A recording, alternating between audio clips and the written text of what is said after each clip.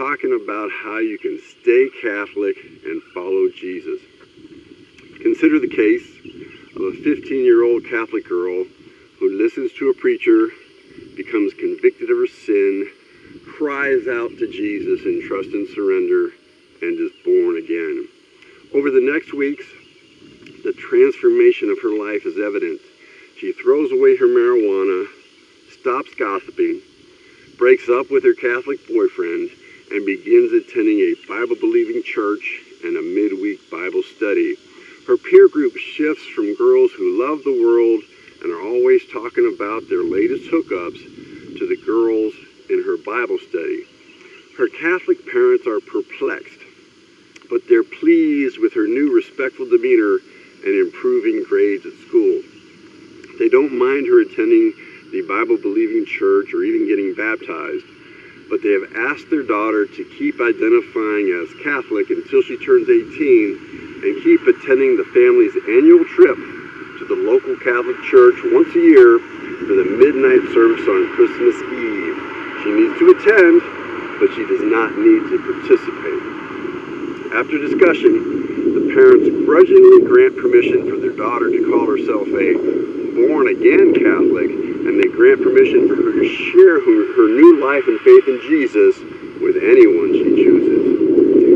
Those who preach the lie that remaining Catholic is completely incompatible with following Jesus, they might be tempted to advise this young lady to dishonor her parents, insisting that if she were really born again, she would reject calling herself any kind of Catholic, and she would reject attending a Catholic church even once a year.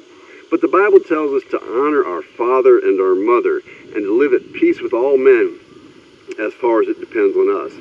Next, consider the case of a Catholic mother of 5 who listens to a street preacher, becomes convicted of her sin, cries out to Jesus in trust and surrender, and is born again. Over the next months, the transformation is evident in her life. Her sin of gluttony is broken.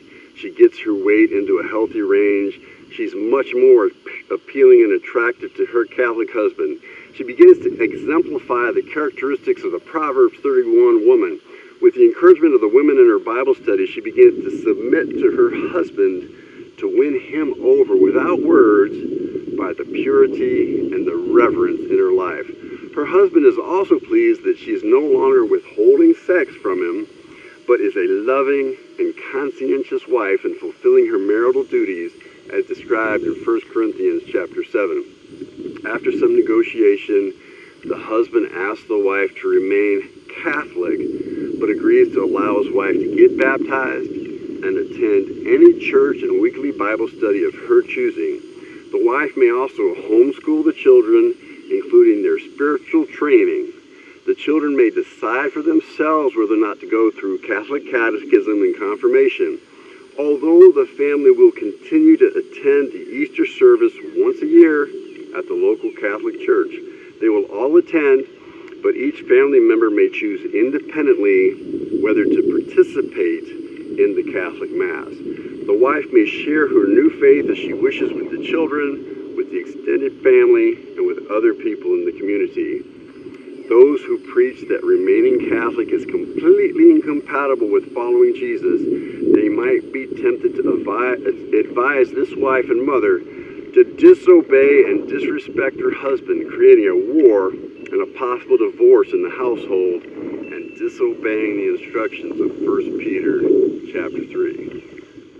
The good life is the land where the big grapes grow, milk and honey flow, from the morning till the night, and everybody's singing to Jesus. Yeah, the good life is the land where the big grapes grow, milk and honey flow, from the morning till the night, and everybody's singing to Jesus. Oh, I love Jesus.